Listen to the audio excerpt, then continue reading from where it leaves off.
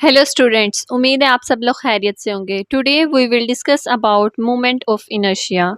Inertia की हमने बात की थी चैप्टर नंबर 3 में कि इनर्शिया किसी भी बॉडी की वो प्रॉपर्टी होती है जिससे हमें पता चलता है कि किसी बॉडी को मूव करवाना कितना आसान या मुश्किल है।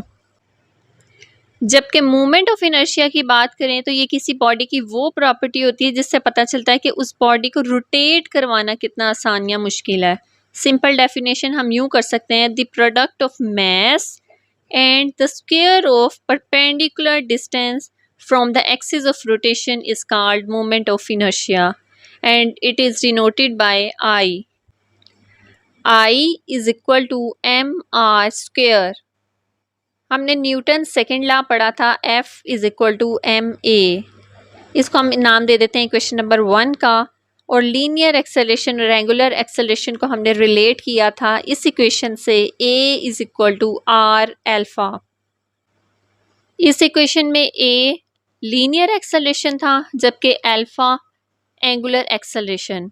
अब इस इक्वेशन को हम इक्वेशन नंबर 1 में पुट कर लेते हैं तो इक्वेशन नंबर 1 ऐसे हो जाएगी, F is equal to M into R alpha, यानी ए की जगह पर आर एल्फा पुट किया है। अब दोनों तरफ आर से मल्टीप्लाई करें तो ये इक्वेशन ऐसे हो जाएगी, R F is equal to M R square alpha. और आर एफ हमें पता है कि इक्वल होता है टॉर्क के, तो आर एफ की जगह पर हम टॉर्क लिख लेते हैं। R F is equal to torque is equal to M R square alpha. और एम आर स्क्वायर हमने कहा था मूवमेंट ऑफ इनर्शिया है और आई से रिप्रेजेंट किया था, तो हम कह सकते हैं tau is equal to I into alpha. हमने लीनियर मोशन के चैप्टर में कहा था the mass of the object is a quantitative measure of its inertia. तो जो रोल मास प्ले करता है लीनियर मोशन में वही रोल प्ले करता है movement of inertia angular motion में। मतलब कि लीनियर मोशन में सिर्फ मास पर डिपेंड करता है इनर्शिया, लेकिन एंगुलर मोशन में मास और आर स्क्वायर दोनों पे डिपेंड करता है। अब इसको हम एक एग्जाम्पल के साथ समझते हैं कि एक रिजिड बॉडी है जिसका एक्सिस ऑफ रोटेशन है O, यानी पॉइंट O के गिर्द वो बॉडी रोटेट कर रही है। अब इस बॉडी के डिफरेंट पॉइंट पर डिफरेंट मास ऑफ कंसंट्रेशन होगा और हर पॉइंट का एक्सिस ऑफ रोटेशन से फासला भी डिफरेंट होगा। फॉर एग्जांपल इस पॉइंट पर मास m1 होगा और डिस्टेंस होगा r1। फर्स्ट कर लेते हैं ना, इस पॉइंट पर यानी p2 पर डिफरेंट होगा, m2 होगा मास और डिस्टेंस होगा r2। इसी तरह थर्ड पॉइंट पर डिस्टेंस होगा r3 और मास होगा m3। इसी तरह हर पॉइंट पर डिस्टेंस भी डिफरेंट है और मास भी डिफरेंट है।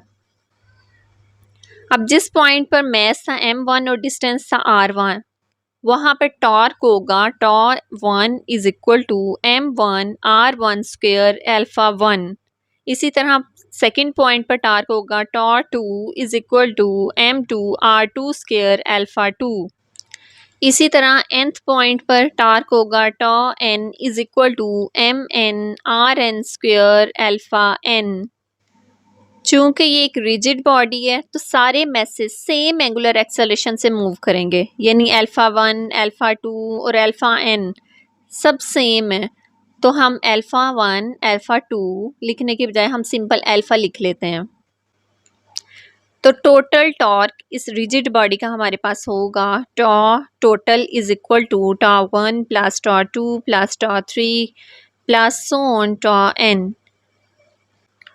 तो टॉ1 टॉ2 की वैल्यू हम पुट कर लेते हैं, तो tau total is equal to m1 r1 square alpha plus m2 r2 square alpha plus so on mn rn square alpha. अब इस इक्वेशन में से हम अल्फा कॉमन ले लेते हैं तो इक्वेशन यूं हो जाएगी, tau total is equal to m1 r1 square plus m2 r2 square plus so on mn rn square into alpha, यानी अल्फ़ा कॉमन लिया है। चूँकि मास और डिस्टेंस का स्क्वायर 1 से लेकर n तक ऐड हो रहा है तो इसलिए हम सिंपली एडिशन के लिए एमिशन का सिंबल यानी सिग्मा का जो सिंबल होता है वो यूज़ कर लेते हैं। Tau total is equal to summation i is equal to 1 to n mi ri square into alpha. तो हमने स्टार्ट में कहा था कि product of mass and square of the distance is called moment of inertia.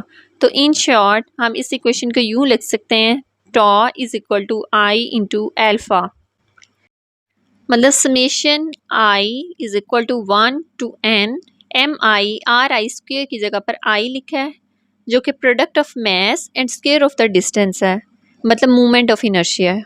उम्मीद है आज के लेक्चर की अच्छे से समझ आ गई होगी, लेकिन अगर फिर भी कोई कन्फ्यूजन है तो आप कमेंट सेक्शन में पूछ सकते हैं। मिलते हैं नेक्स्ट लेक्चर के साथ। अल्लाह हाफिज़।